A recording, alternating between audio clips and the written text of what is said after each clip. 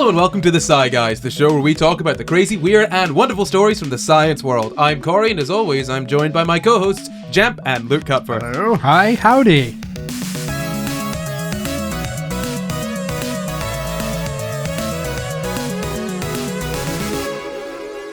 This week, we're talking about a jaw-dropping story of radiation. But first, we have to thank all of our patrons. Thank you to our patrons. Thank you, patrons. Thank you very much. As always. They voted on this episode, and they chose it. It was all from them, so thank them for this horror story These that's are the about best to happen. episodes. But first, before you thank them, head down to our comments if you're on YouTube. If you're not listening if you're listening somewhere else and you're not watching on YouTube, go and use your eyes and use your fingers to answer this question. The question is, have you ever had an X-ray? I'm curious. I just want to know. Have you Who had an hasn't X-ray? had an X-ray? I mean, I've had multiple X-rays. At the dentist, surely, like everyone. Really? Yeah. Everyone gets X-rays at the dentist? Oh yeah. Really? I've been swear, X-rayed at the dentist like once. Really? Yeah. I didn't even want an I think I X-ray. get She charged me X-rayed for it most afterwards times. and didn't tell me she could charge me before. I was like, the same thing happened but to I've me. always had free dentistry. And she's like, you're stupid. And I was like, well, now I'm never coming back to the dentist. Joke's on you.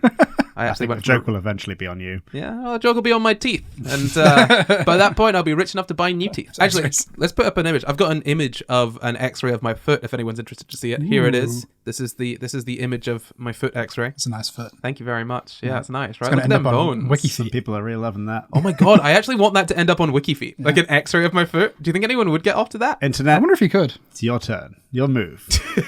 Can you get off to his X-ray? So the specifics of this story, oh my goodness me. So the specifics of this story were actually kind of hard for me to pin down. So take it with a grain of salt. I've got some decent sources and some not so decent sources, but they mostly corroborate each other. So it's fine.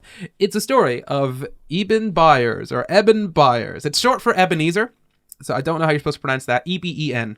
Eben. Eben. But Eben sounds better, though. Eben sounds way better. All right, Ebe, you doing good? Eben? Eben Stevens. Eben. Let's just call him Ebenezer. Ebenezer. Okay. So Ebenezer was born on the 12th of April, 1880. He was wealthy. So he was, that's now you know how to picture him in your head. Had that 1880s dosh. Yeah, he was the son of an industrialist. For some reason, I think I a steel picture him company. at like a writing desk counting his money. And counting coins. He went to Yale. He did golfing when he was younger, and as I said, he became the head of an iron company purely by nepotism. His dad made him the head of this course. company. Was he good at it? I mean, I think that's irrelevant. I don't think. No, I just mean it's even worse if it's nepotism and he's bad. I mean, I didn't look into it, but no one ever said that he was bad. They were mostly talking about how sexy he was.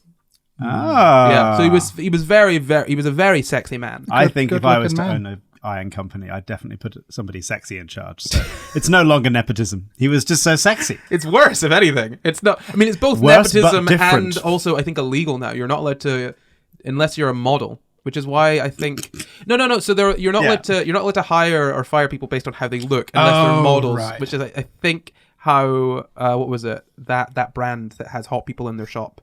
Oh, Abercrombie and Abercrombie and Fitch, how they get away with it, or how they got away with it, rather. I think, Yeah. by just saying, "Oh, these aren't sales assistants; they're models." Yeah, that do sales That's on the side. yeah. Well, it's part of a For modeling fun. gig. We're taking lots. See these security cameras? They're actually filming lots of videos of these models. So it is modeling, actually. I know somebody who runs a thing which I call sexy waiters, which is like waiters who do events for like very, very rich people. And all the waiters are really sexy. They're all like sexy waiters, right? And they're all just like absolute perfect model people, right? And I wonder if they're breaking the law. I feel like it shouldn't be illegal to hire only sexy people if... hold on, hear me out. Side Guys out of context. If it's relevant to the job, and also you need to make sure that it's not just one person's idea of sexy. It is a general sexy consensus, one that kind of goes outside of race. So basically, so long as you're not being like, racist or whatever. Systemically sexy. Yeah. You know, if you're Systemically being racist and ableist, then that's bad in and of itself. But just looking for sexy hot people, that's fine. That's fine. If it's relevant to the job, if being a sexy hot waiter is relevant to sexy waiters, then I think it's fine to only hire sexy waiters. I don't think it. I think it's relevant in that you want the rich people to feel like they can hire the sexiest people. I don't think it's relevant to their ability to be waiters. If you were if you're taking the money from the rich people and giving it to The sexy waiters, waiters? that's fine. That's true. Steal from the rich, give to the sexy. That's As my Robin motto. Hood always said, steal from the rich, give to the sexy waiters. So back to Evan Byers. He was a good guy generally. It seemed people liked him. He didn't do anything He didn't do anything all that bad as far as I'm aware. Some rich people are good. Yeah. He was fine. Is what I'm saying. He was generally, it seemed fine. I couldn't find any. Which is as good as you can get. Put it this way: if he had done anything really, really bad, it would have been surprising for me to have found it, because what happened to him, which our audience already knows based on the title of this episode, what ended up happening to him would overshadow anything. So the fact that I didn't find anything bad about him is a very, very good sign. It means he's not done anything awful. So as I said, born April 12th, 1880. He was on a party train after a Harvard-Yale football match in 1927. He fell over and injured his arm. Oh. And this is according to historyofyesterday.com, but also I found something elsewhere that said, so actually according to historyofyesterday.com, I think he fell whilst playing some kind of game. I don't know. But according to a slightly more reputable site, he fell on a party train. Which, he fell on a party train, that's fine. The wound wasn't very bad, but it provoked a lot of pain, something Byers was not used to, according to History of Yesterday. So now we know that Byers was not used to pain. Shut the rich person. Yeah, exactly. Yeah. So he was given radathor by his doctor, C.C. Moyer, and he started taking 1 small spoon of that per day. And the idea was that radathor, whatever, among other things, would promote healing and so then shorten the recovery process. Which, I guess it technically... Look, he didn't feel much pain, okay, after that. It worked in that sense. Okay. Whether it was a placebo or not, it worked, okay? He wasn't feeling much pain. He was feeling really good on that dosage, and then he unilaterally decided that he should take more and went up from 1 spoonful a day to a bottle per day, and then after a few weeks, 2 bottles per day, and then after a year, he was up to 3 bottles per day. How big were these bottles? They were only little bottles. Do you know if Still quite a radathor lot. is still something we use today? That was my next question. Yeah. You'll find out. Okay. Oh, no. I suspect not. Well, I mean, technically, yes. Technically. Just not for this purpose. I mean, The technically is more God, I hope obvious. not. Is it a biomarker? Well, Okay. we'll figure it out. All right. So here's a quote from the Museum of Radiation and Radioactivity. Oh, that bodes well. Yeah. If Radathor did not have you scared enough, this... He extolled Radathor from the rooftops. He fed it to his racehorses. He gave cases of it to his business colleagues. And of course, he made sure that his girlfriends had plenty on hand. While a young man at Yale, he had been known as Foxy Grandpa for his suave ways and success with the ladies. Oh. Thanks to Radathor, Foxy Grandpa had staged a comeback. Yeah, so he ended up taking Radathor for 4 years, from 1927 to 1931, which ended up being over 1,400 bottles. Hang on a sec. Again, For they're only 4 little years. bottles. Over 4 years, yeah. So that is about a bottle a day then. Yeah, it's more than a bottle a day. Yeah, it was 3 bottles a day. On average. Yeah, 3 bottles a day. And that's... Oh, my God. It's fine. It's fine. I mean, he ended up He stopped taking it, which Yeah. is the good thing. Because his jaw fell off. Oh. Yeah. Oh. I mean, okay, his teeth fell out first, and can that's we why he really- stopped taking it. I gave a very non-audible reaction, but my jaw literally just jaw dropped, literally dropped. ironically. You say that. Okay, Can I've we really got blame a the photo Radathor, here. Though? Could it be... What other reasons are there for jaws to just fall off? Well, looking at this image might be one. Oh, yeah. Extreme shock. So we're not going to show this. This will be linked below, but I'm literally not going to show this on YouTube. Well, we can't put this in the video, I assume. No, I can't show it on YouTube because the episode will literally get taken down. So this is what it looks like. Wow. His jaw literally. Okay, it looks sort of fine from the front, if you don't look too closely, but from the side, that is like... Oh my god! You mean his exposed neck looks fine from the front? Well, it's like part of his neck's fallen off because as it's well. in like sepia tone. It's not very detailed photograph. But then when you see from the side, it really sinks in. Yeah, It's not just the jaw. Like, when you expect the jaw, I just expect like the little front bit to fall off. But I forget that the jaw goes all the way back, right up all to the way ears. back to the ears. So if you're listening and you all don't of want to that's look fallen at this, that's totally fine. We'll do a little explanation for you.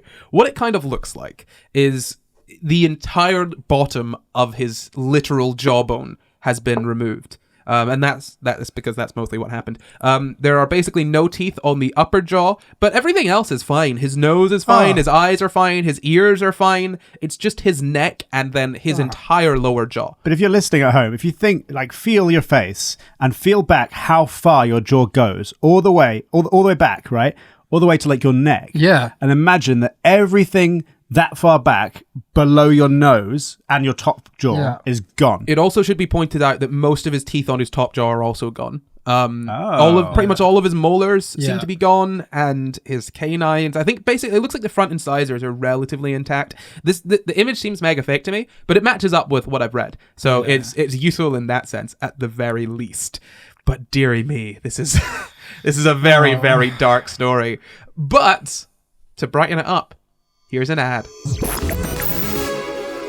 Ding-a-ling-ling, is that the ad bell? It sure is. It's the ad bell. Well, the ad gods have asked us to promote our Patreon on this episode. Hell yes. Thanks to our patrons over at patreon.com/SciGuys. You get SciGuys every single week, but if you become a patron, you can get a whole host of other things. What can they get if they join our Patreon? An extra episode a month. You can get access to our super secret Patreon podcast, After Dark. Just because SciGuys has ended doesn't mean the conversation has. That's right, and you can also vote on episode topics, submit episode topics for the vote, and some patrons can just get rid of democracy altogether and tell us exactly what episode they want us to make. You get bonus clips, behind the scenes stuff, lots of cool stuff over on our Patreon. You should definitely go and check it out right now. Patreon.com/SciGuys. Don't miss it. I agree. Let's start the show again. So if you thought that ad was a little bit impromptu and maybe in poor taste, you can thank our patrons, because it was an ad for our patrons. Our patrons literally voted for this episode. They knew the story. They knew what it was. A man who drank radioactive water until his jaw fell off. Thank God we don't sell SciGuys towels, because he can't fold them. Because you don't use your jaw to fold towels. You use your jaw to fold towels. Yeah, well, use like your chin. I mean, I see what you mean. That's so dark. Use like your chin. He's also been dead for the better part of a century. He's not listening. I like how of all the things you thought that somebody wouldn't be able to do without their lower jaw, folding towels is the one you want to. Maybe a jaw warmer? I don't know. I will say that we did not do an ad for our merch, but our merch is fully accessible for those without jaws. Jaw-droppingly good merchandise. Jaw-droppingly good prices. Oh no! Goodness me. I hope I don't meet this man in hell. That was the second ad we just read. So what happened? What do you think happened? Why did this happen? I think he took too much of Radathor. Yeah. To be honest. Yeah? I think that's probably what happened. Did it, like, when it was in his mouth, before he swallowed it, did it, like, seep into the structure of his jaw / muscles around his jaw / skin? Yeah, so, I mean, he was... Essentially what was going on is Radathor is obviously full of radium, and so is very radioactive. I was going to ask, was it radioactive? Is yeah. That where the raid comes from? Yeah. Do you know which type of radioactive? I know that it's radium, so probably the not good type of radioactive. So not gamma waves. Yeah, it emits alpha particles, beta particles, and gamma rays. All of them. Okay, but Triple threat. natural radium mostly emits alpha particles, but then other steps in its decay chain emit alpha or beta particles, and then almost all particle emissions are accompanied by gamma rays. Okay, so... Those are just the worst. Yeah, and he was putting it inside him. So if you remember, we've done an episode on radiation recently. Imagine if he ever gargled. I wonder if he gargled with it. I really hope he didn't. He probably did, because he thought it was great. So he was just trying new ways of getting all that Radathor. He fed it to his horses. After 1,400 bottles, you'd find ways to make it fun, you know? Like gargling. Probably do it through a straw. Yeah. Doing a belly shot. Probably put it in a drink, you know? If you did it through a straw, your jaw would probably be fine. No. It would get past the jaw quite quickly. I mean, I don't. We'll discuss exactly what happened in a sec. Okay. But if you remember our previous radiation episode, do you remember that one? Remember which one that was? Was it Atomic Gardens? It was Atomic Gardens. That is episode 162. If you go back and listen to Atomic Gardens, we actually discuss radiation kind of in general and why you don't want radiation in your body. Yeah. But the takeaway from it is that alpha particles and beta particles are generally fine if they're outside your body. If you ingest them, bad idea. They wreck stuff real bad. Rip through everything. Gamma, just keep it away in general. You don't want gamma radiation. That stuff that'll kill you. I'm surprised he lasted as long as he did, to be perfectly honest. Yeah. So we could deal with some amount of radiation. So the dosage in Radathor is presumably very low. it wouldn't have necessarily the biggest effect in irregular small doses. That's irregular with an IR at the start. However, he was taking it 3 times a day, every day for about 4 years.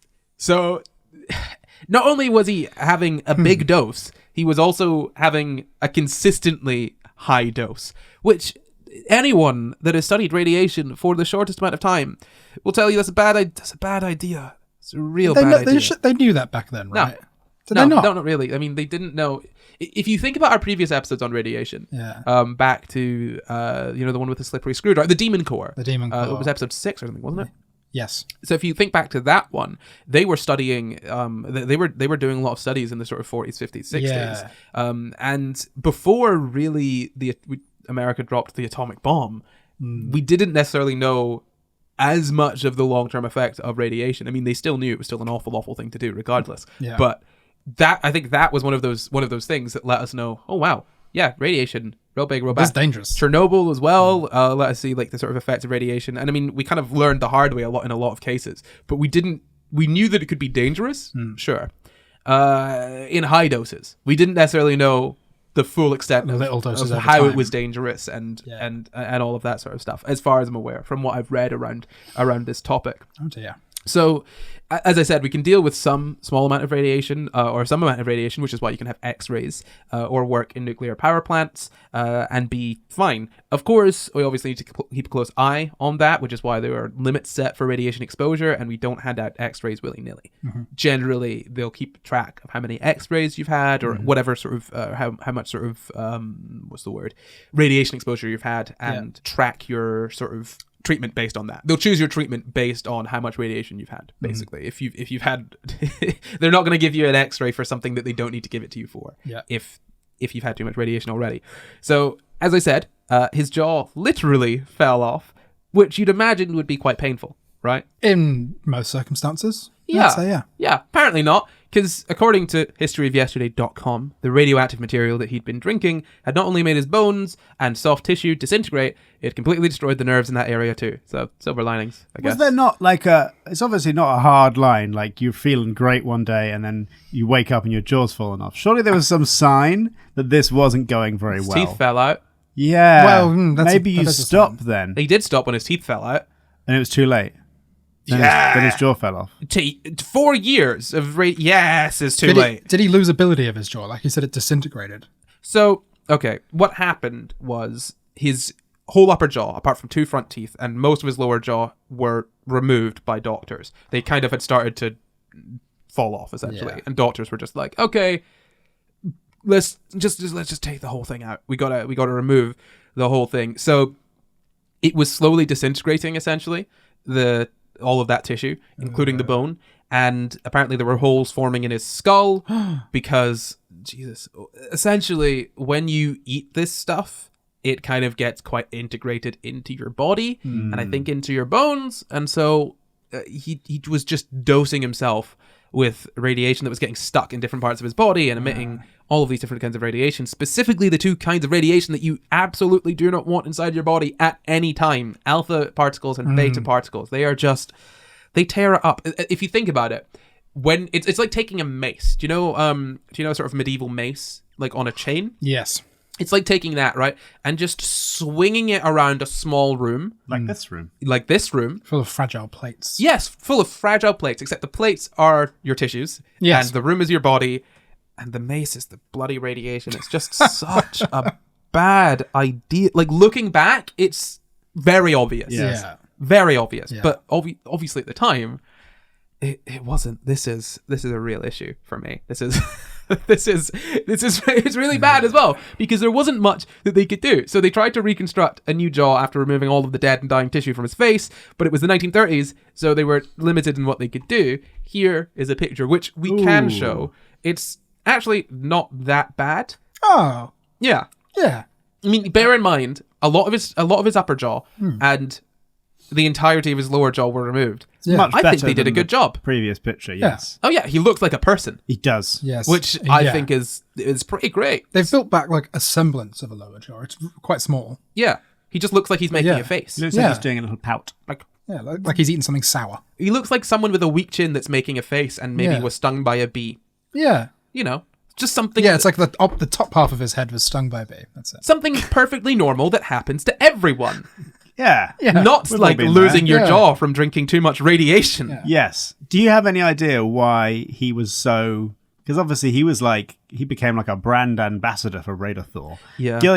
Was there any suggestion that like, was this causing him like euphoria or something? And because of the radiation messing Apparently with his it was head? just the placebo effect. He thought, wow, I feel better and this is real good. I'm going to keep on taking it. So he could have had like orange squash, and he would have just given orange squash to all his girlfriends and family and business partners.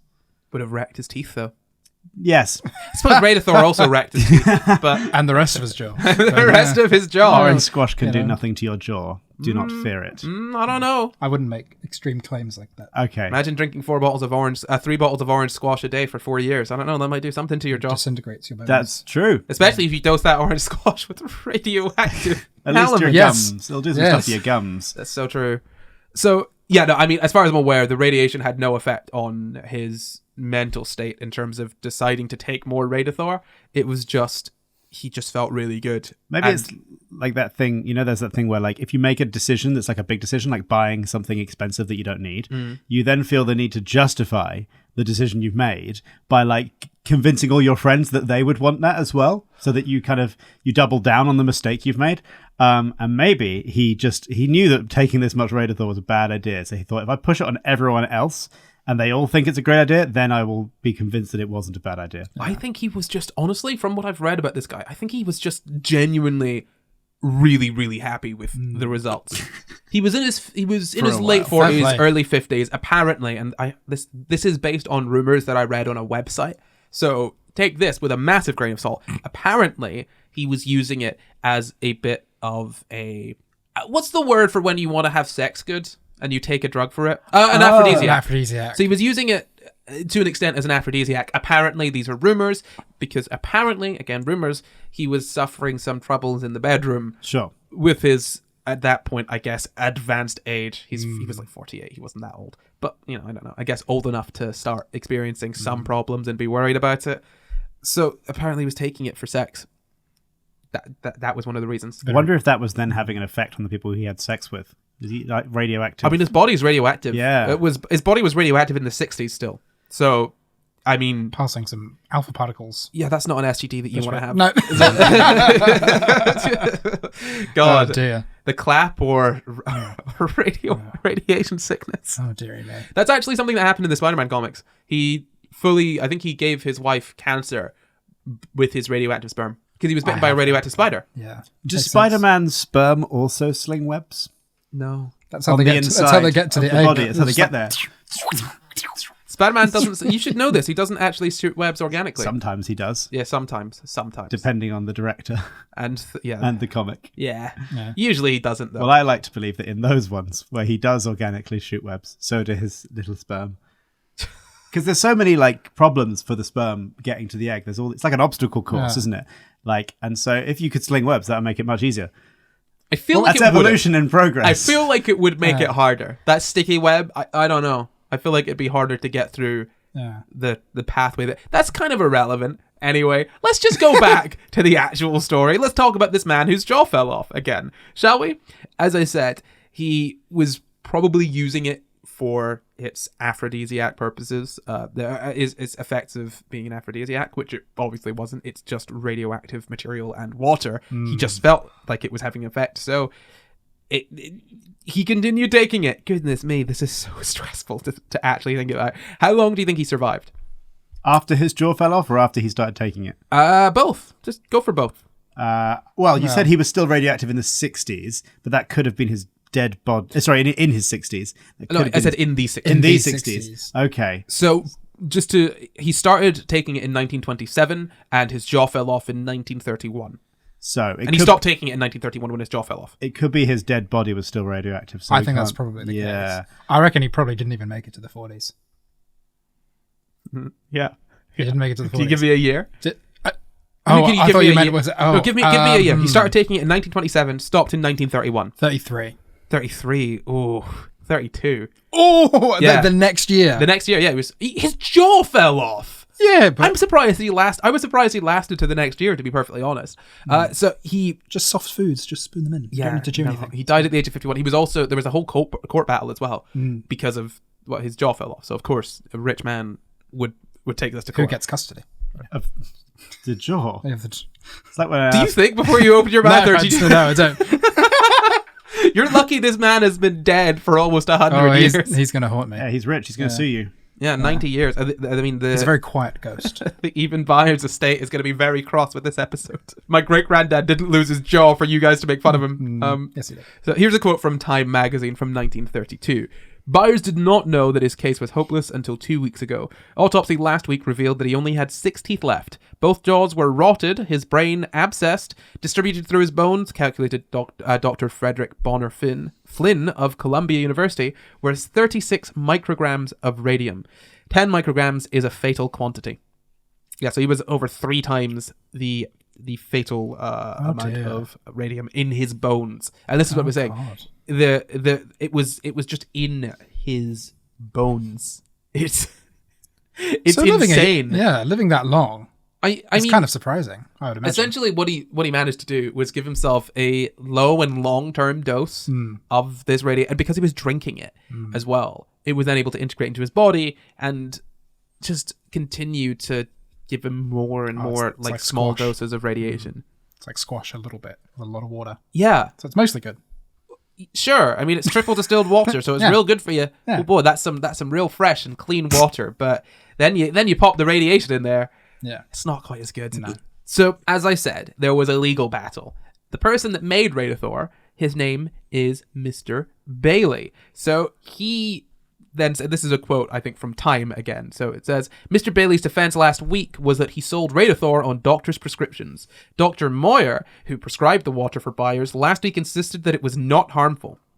Cried he, I never had a death among my patients for radium treatment. I've taken as much or more radium water of the same kind Mr. Byers took, and I am 51 years old, active and healthy. I believe that radium water has a definite place in the treatment of certain diseases, and I prescribe when I deem it necessary. He knew, he declared, that Byers had died from a combination of blood diseases which had induced gout. Nah.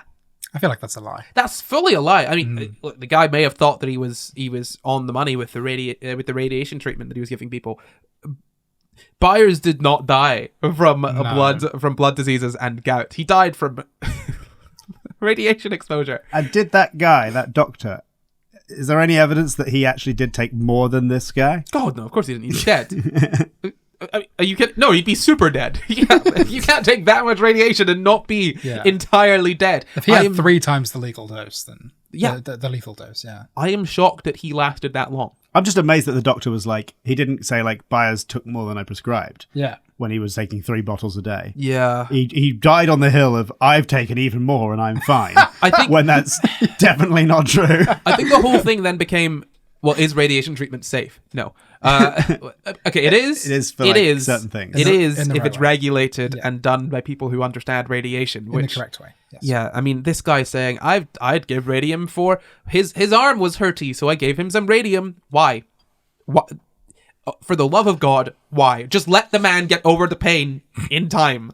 Or just, it's worse than, it's honestly as bad or worse than the current like opiate epidemic in the US, wherein people are giving out opiates as painkillers and then not giving any support when people get addicted to them. Although in this case, instead of an addiction, your jaw radiation falls off. poison. Yeah. So It's really quite a sad story. it's incredibly sad. But it's the guy has been dead for 90 years, so it's funny now, I guess. Yeah, I guess so. 90 years, that's He's all it not takes. laughing. That's the line, isn't it? This is why we've only just done this story after 3 years of this podcast. I've been waiting. To wait for the 90-year mark where it suddenly becomes funny. You've been crying about this story for months and months, and then it turned 90 years and you started laughing hysterically. I'm actually really glad that the patrons voted this one in when they did, because when they were voting it in, I was disgusted by them. Awful. You disgust me. And then it You struck disgusting people. midnight. Midnight to this morning. I was like, wow, awesome, cool. great. This is hilarious. Can't wait. Yeah, right immediately all funny. along. God, but yeah, I mean, look, we're making jokes, but this man drank radioactive water until it literally killed him. I just cannot believe that actually was allowed to happen. Or anyway, so The doctor maintained that it wasn't his fault. He maintained that I've had this much. Radiation is safe in small doses. More. And he's right. Radiation is safe in small doses. Yes. Maybe not for treating just arm pain without a serious wound, or maybe just not for treating pain in general. And maybe make sure that the guy isn't drinking like over 3 times the suggested dose a day. Because he was told to take 1 spoonful. He upped it to 3 bottles. Yeah. Like, if he'd taken 1 spoonful a day for, a couple months, I think he'd have been fine. Do you reckon? Oh, yeah, absolutely. He would have been fine. What, forever? Or would have it just for a couple months, I said. For a couple months. Right. He probably would have been fine. Right. I looking at the dosages, I think he would have been relatively fine. The fact that he took it for 4 years, 3 bottles a day, that's what I think, really. That's gross. Yeah, it's the nail in the coffin. Is there any use for taking small doses of alpha and beta particles in your body? We can talk about that at the end. Okay. Generally, no. Yeah, I was going to say. Yeah, again, look, I mean, I will discuss some of the uses for it. Okay. I will then also say that using it for arm pain is annoyingly stupid. Well, if his arm had fallen off, it would have been helpful. You wouldn't have arm pain. Just amputate. True. Yeah, that's a quicker way to make an arm fall off. Yes. And it probably would want it to be a topical sort of. And to be fair, if he had said, yeah, take this topically. Yeah, it would be fine. As in on the arm, that's what. So topical means just in the location where you're trying to have the effect. That would have been fine. Yeah. Because can't get through the skin. Can't get through the skin. None of that alpha stuff is getting through your skin. I think the beta stuff can't get back out as well. The beta stuff could get through a bit. Maybe a little bit. And get back out. Though. Yeah, it'd be fine. The beta stuff, the alpha and beta stuff, you'd probably be fine with it on your skin. The gamma, that's a real issue. But again, the dosages in that water are pretty small. Another quote from this Time article. After the young New Jersey women who painted watch dials with radium preparations began dying, experts denounced the use of radium internally. Particularly vocal were Dr. Flynn of Columbia and Dr. Harrison Stanford Martland, medical examiner of Essex County, New Jersey. With radium applied externally and for short periods to destroy cancers, they had no quarrel, but imbibed radium accumulated in the bones. It was certain death, because before its ravages could be recognized, it had destroyed a fatal amount of bone. They knew that ingesting radium was bad. Yeah, so it really is baffling to me that this man was able to drink that much without anyone stopping him. And as I said, he was exhumed in 1965, so that his still radioactive corpse could be studied. Still radioactive after 30 years. That's how much radiation he had. I mean, to be fair, I don't know how radioactive, maybe not to a hugely dangerous level, but the fact is that this man probably would have had to have been buried in a specific way to avoid getting people sick. In a lead coffin. Ridiculous. It's ridiculous how much he managed to just consume. Yeah. And the fact that he was sort of essentially awake and lucid for as long as he was is shocking. Like his brain was like decaying, wasn't it? Yeah, but he was still, he knew what was going on. He was in court and stuff as well, I'm pretty sure. I mean, he was giving sort of statements at least. So the man knew generally what was going on with him when his jaw fell off and when there were holes forming in his skull and there were all these different problems all throughout his body, because obviously if you drink something and eat something, it gets taken to different parts of your body, which is why it was so bad that he was ingesting or imbibing it, rather. So Radathor was launched in 1918 across the USA with the tagline, "Cure for the living dead." They are living dead. Well, they will be. It's certain death, and yeah. So, would you like to see the bottle of Radathor? Oh, okay. Very standard, like labeling. Yeah, of course it is. Of course it is. I was expecting, like, when you go to America and you see those like branded medicines that goes like, take this for this thing, and then it goes, side effects. Remember, this is from 1918. This is from the 1918, 1920s, and sort of early 1930s. Graphic design had not been invented. No, absolutely not. This is very much snake oil salesman, although usually snake oils are relatively harmless and just don't do what they're supposed to. In this case, this snake oil will kill you. So, again, regulated by the US Patent Office, I'm pretty sure it says on the front there. Certified radioactive water contains radium and mesothorium in triple distilled water. I was surprised when I read this, because it's just water and radioactive material. Literally just water. And triple distilled water. Like, you're going through the effort to distill the water and then chucking just a bunch of radiation. Well, I want to get rid of anything that might be dangerous in this water and then add the real danger. So it's triple distilled water, guaranteed to contain at least 1 microcurie of each of radium-226 and radium-228. The manufacturer of the product, William J. Bailey, offered $1,000 to anyone who could prove the product contained less than the stated amount. No one ever did. That is again from the Museum of Radiation and Radioactivity. I've done the maths for you. I've done the conversions. 1 microcurie works out as 5 millisieverts or 37,000 becquerels, and the limit is 50 millisieverts in a single year, with a maximum of 100 millisieverts in consecutive 5-year period. So let's just do the maths here. If there was 37,000 in one bottle. No. So if 5 millisieverts in one, so 5 millisieverts in one bottle, right? Which means that after 10 bottles, it seems, after about 10 bottles, you would have had the recommended radiation dose for a year. And after, 20 bottles, you'd have had the recommended radiation dose for 5 years. If all of my conversions and my maths is right. If you go on Eben's dosage, and within a week and a half, you've had 5 years. Yeah. Worth of radiation. Yeah. He's getting ahead. Yeah. Very proactive of him. So that's not including medical and occupational exposure. Oh, hold on. So the public has an average dose of 1 millisievert per year, which doesn't include medical and occupational exposure. So just through living your life, you'd get about 1 millisievert per year. He's getting a lot more just in one bottle. Yeah. One bottle. And he was only supposed to take a spoonful as well. So it's ridiculous that he had the entire thing. Yeah, that's one thing I found interesting, because you showed us that picture of the bottle. Mm-hmm. When you were saying a bottle, I was imagining like the kind of bottle you get like cough syrup in. So like probably like 400 milliliters, 500 milliliter bottle.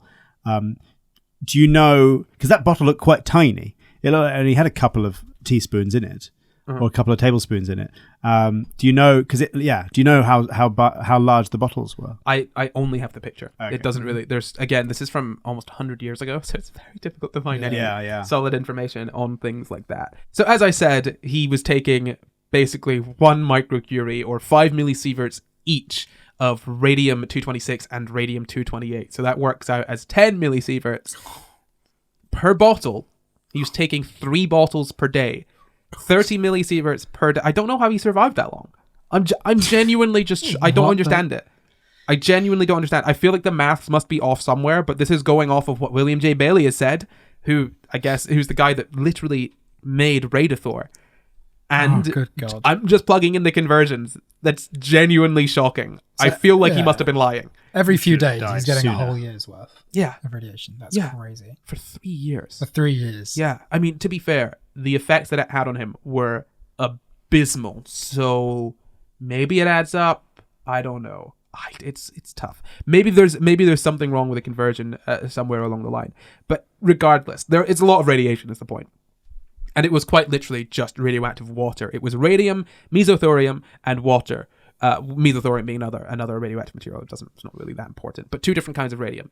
And that means that the creator, William J. Bailey's claim that it was harmless in every aspect is maybe a little bit not true. Just a little bit, at least.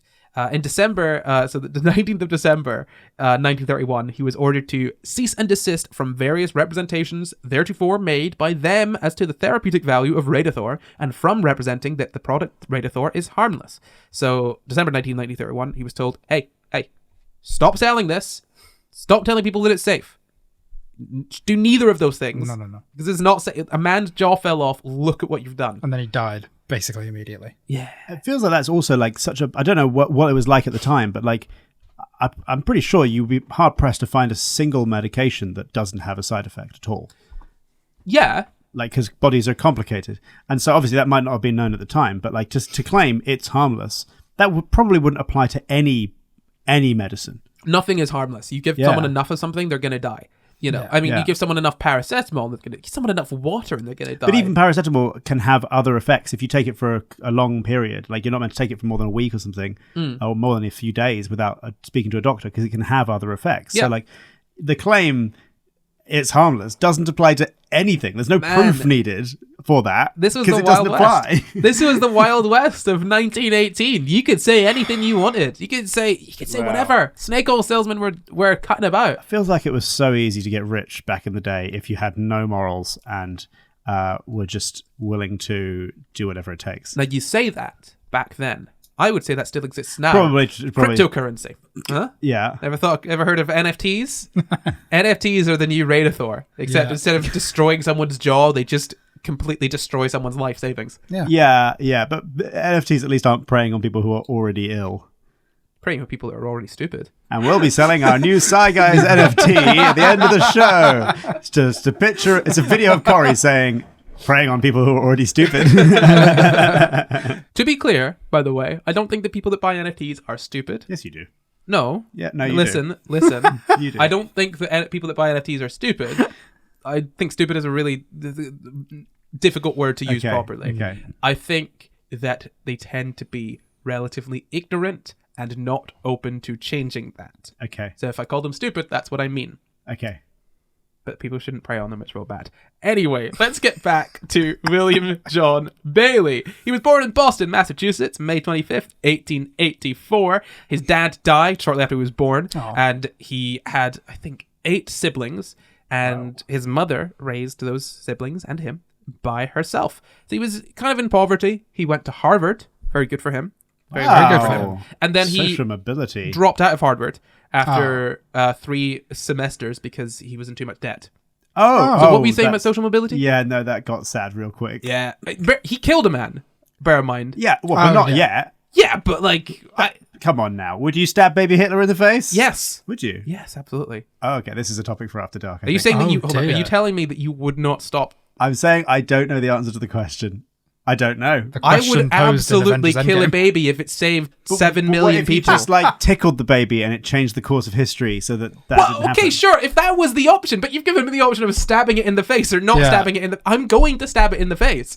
It's just astounding to me how certain you are on this ancient moral quandary. Because it's not a quandary. 7 million people versus 1. What if you just go back and get employed by that art school and you just accept him into the art school? Yeah, Corey. And then change the course of history forever. You don't have to stab children in the face. You just let him do his art. Well, this is the thing. I think that's what I was worried about. Was I thought you're very ready with this answer. There doesn't seem to be an iota of doubt in your conviction.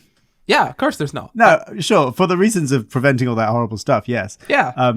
This is a very deep subject to get onto. There are no limits to what I would do to that baby. I would kick that baby down the stairs. If it meant stopping 7 million people plus a number of others from torture and death. If you kick the baby down the stairs and then don't kill it, that might result in even worse things. Are you telling me kicking a baby down the stairs is not enough to kill that baby? Absolutely. I don't know. Babies are quite bouncy and soft. I got a good kick.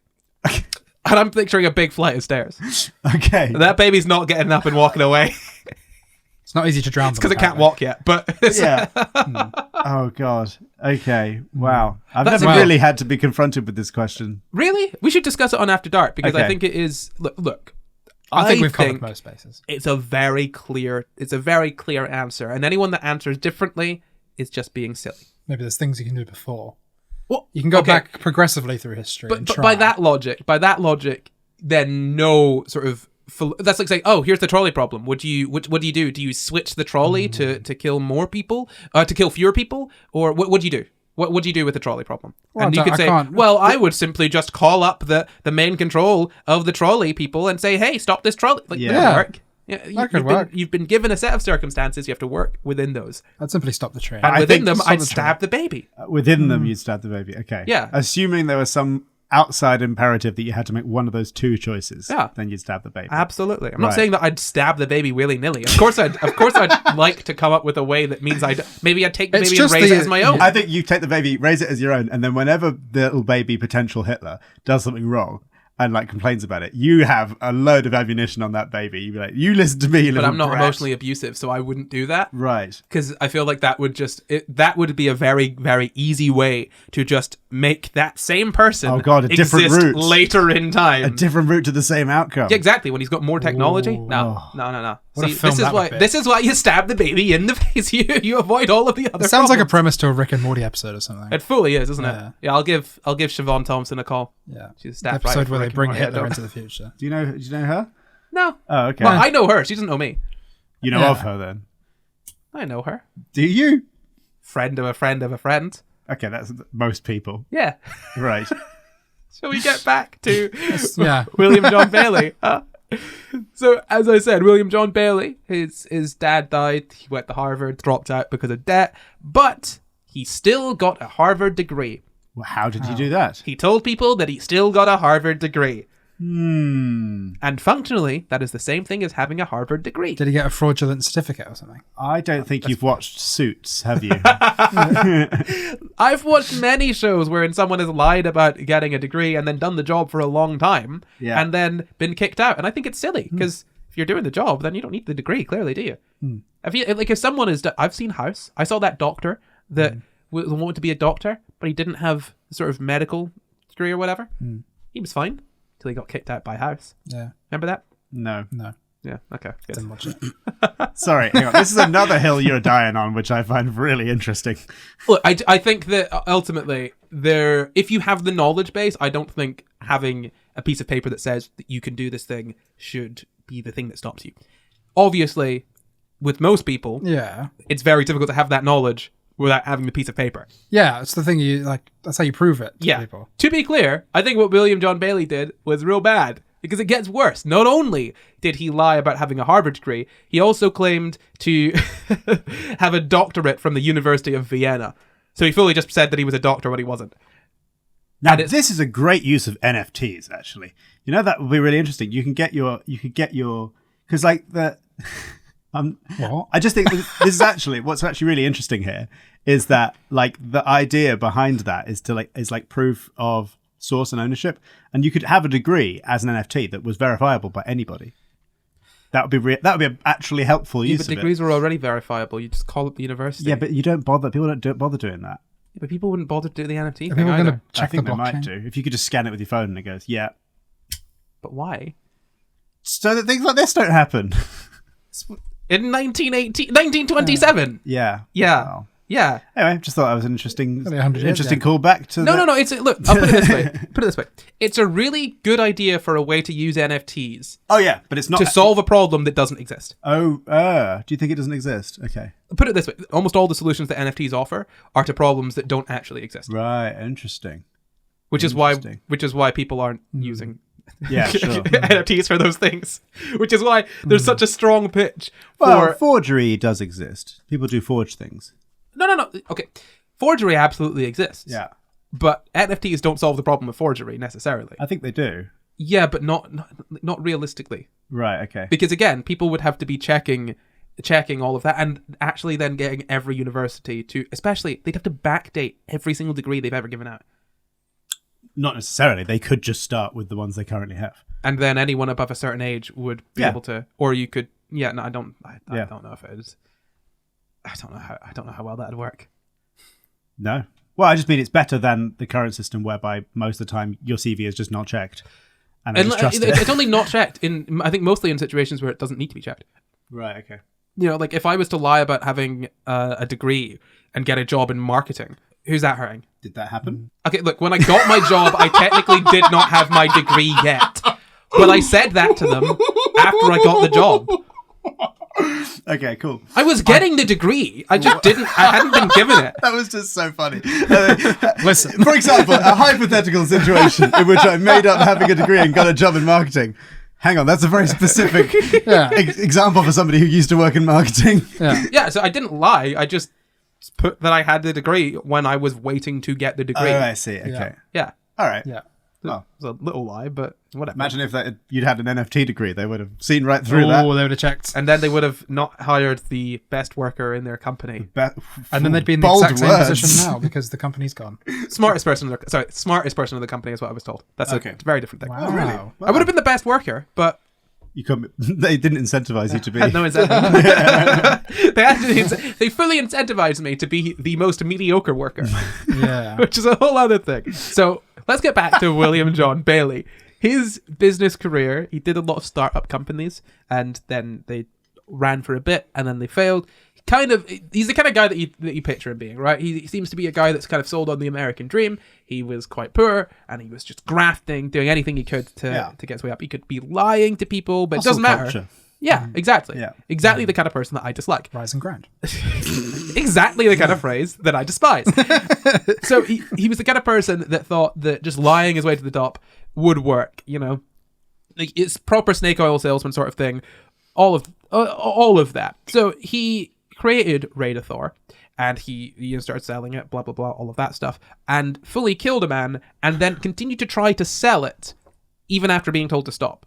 Like, he was not a good guy. Doubling down. Yeah, he doubled down. I've taken even more than him. Yeah. So it's fine. Yeah. Was that him or the doctor? Huh? That was him who said that. I've taken even more. No, the doctor said I've taken even more than him. Oh, it was the doctor saying that. Doctor said I've taken even more than him. Okay. Yeah, I mean, he ended up, I think, dying, I think, in the 60s or something.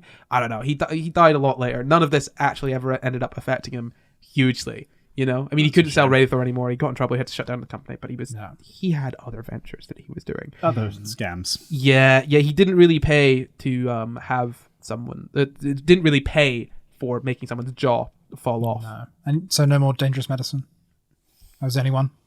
I was the only one. No, there's lots of other dangerous medicines throughout human history. From him. From him? Yeah. As far as I'm aware, this is the most famous, or infamous rather,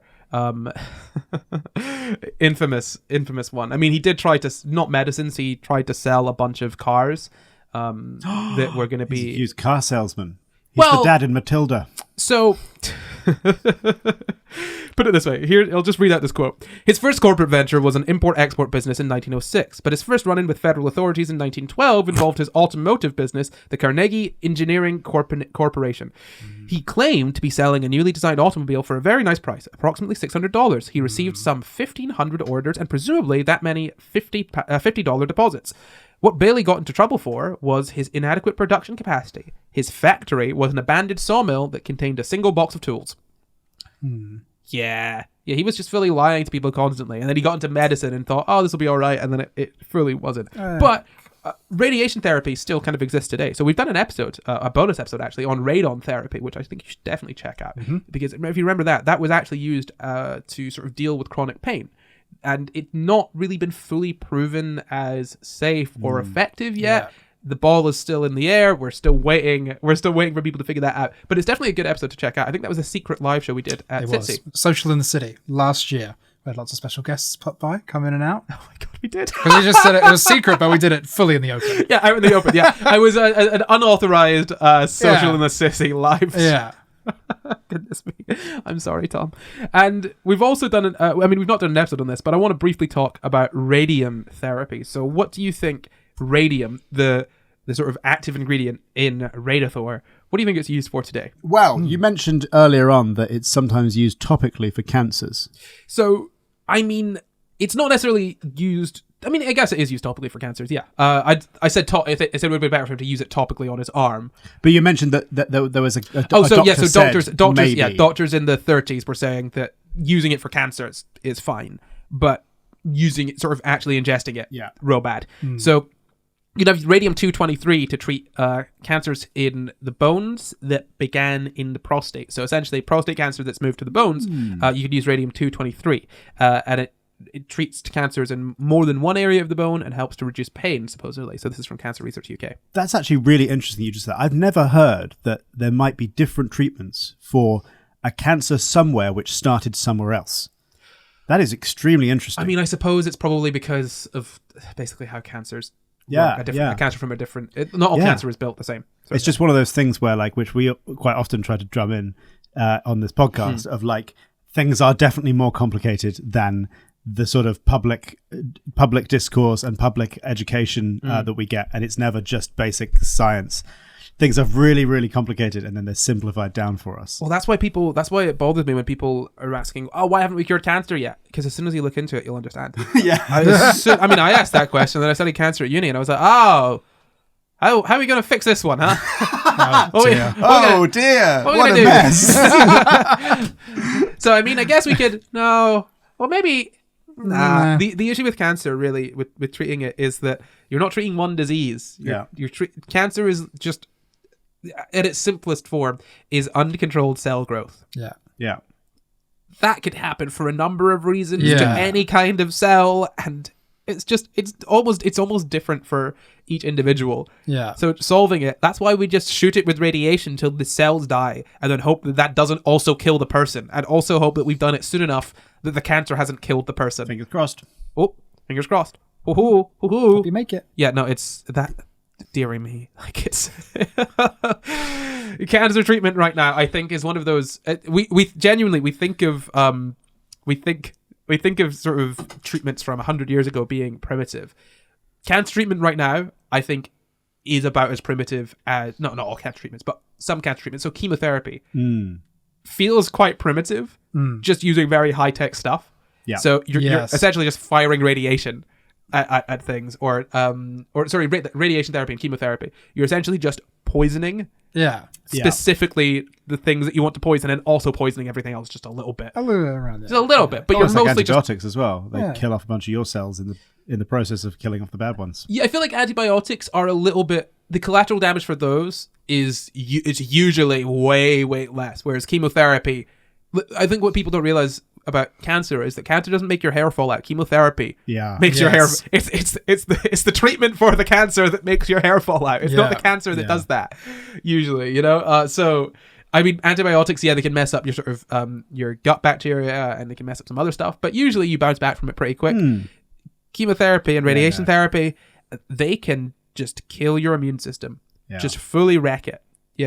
Like it genuinely feels like taking a hammer and just trying to smash the thing. Sharpening that hammer a little bit, but it's still a hammer. Yeah, no, I mean, like that's not to sort of discredit the work of all of the amazing scientists and doctors and medics and everyone working on cancer treatments. They're doing a fantastic job, and it's incredible we've got to where we are now. But we really are trying to work on more precise treatments that don't. That's a reason don't just why destroy the other body cells. There's a reason why like curing cancers is a breakthrough, is because you figure out a new thing to do. Whereas at the moment we're just doing our best, which is just, I guess we just got to. It's essentially amputation, but on a much more high tech, smaller scale. Yeah, and really sharp. Yeah. It's tough. So this is radium-223 is used for cancer treatment, usually for prostate cancer. So essentially, if you can't have chemotherapy, or if you've had hormone treatment that isn't working anymore, or the cancer is spread to the bones but not to other organs, and you're not having treatment with certain other drugs, you can you're essentially able to be treated with this. So it targets bone cancer cells, and it's because it just gets absorbed by your bones, as we know. Yeah.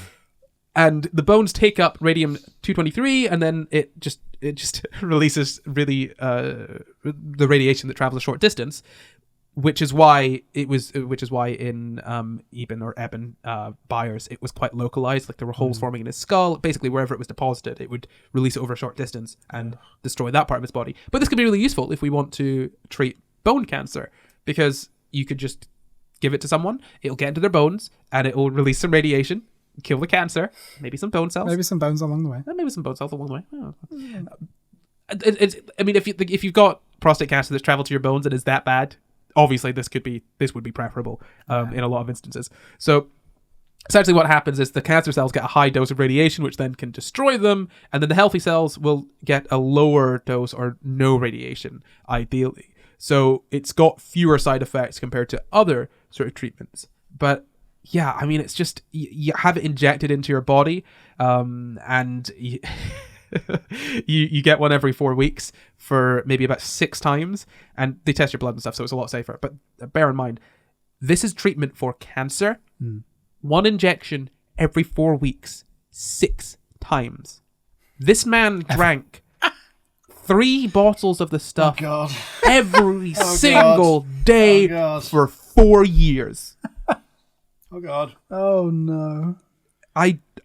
It is just shocking looking back. I mean, so here are some things that the Cancer Research UK talks about in regards to this treatment. So some radiation may be present in your urine and your feces for a week. The total amount is extremely small and gets lower each day. The team looking after your treatment usually asks you to take the following precautions. Drink plenty of fluids for a few days. Sit down on the toilet when passing urine instead of standing up or using a urinal for the first few days because you don't want to leave radioactive piss lying about. Oh, yeah. Wash your hands thoroughly every time you use it's safely radioactive, right? But I mean, you don't want to leave piss lying around anyway, but if it's radioactive. You want to flush that. Wipe yourself very carefully after having your bowels open. Some hospitals suggest that you use gloves. So when you're wiping your arse, essentially, use gloves and be careful. Flush the toilet twice after using it. Wipe the toilet seat after using it if you share it with other people, and wash clothing separately if it becomes soiled with urine or feces. After this treatment, men shouldn't father a baby for at least 6 months because the treatment can cause sperm damage. Talk to your doctor or nurse about effective contraception such as condoms before having the treatment. And it might be possible to store sperm before the treatment. Blah, blah, blah. This man, I'll say again, was drinking 3 bottles a day and was having sex with multiple women. So did anything happen to all these people? Other these side people? The sources here are spotty enough on this very famous. He gave it to businessmen and girlfriends and family. He was famous already, so it makes sense that there was a lot of stuff there about him. I heard nothing else about anyone else. I'm surprised that I found out that he gave it to his racehorses before I found out that he gave it to women that he was sleeping with. So the side effects of radium-223 can include diarrhea and sickness, but these are generally mild. The treatment can also sometimes cause low levels of blood cells after a few weeks that can lead to an increased risk of infection, anemia, and bruising more than usual. I just don't understand how he managed to do it for so long. I genuinely don't. I mean, the dosage must have been smaller than what was sort of purported, but I mean, still, for 4 years? Just drinking radiation every day? Your jaw falling off? Gulping it down. Jeez, I'm glad we are not in that. I'm glad we're not in that position now, but I genuinely feel we could have been very close to have that sort of thing happening again about a year ago.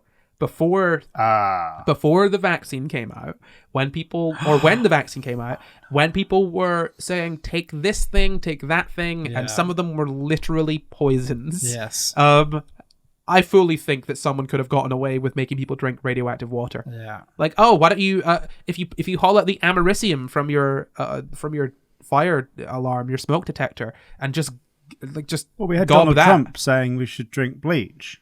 Yeah. More like not specifically, but he was talking about getting disinfectant inside the body, and then and he's the flippin' president, and you're gonna listen to what the president says, maybe.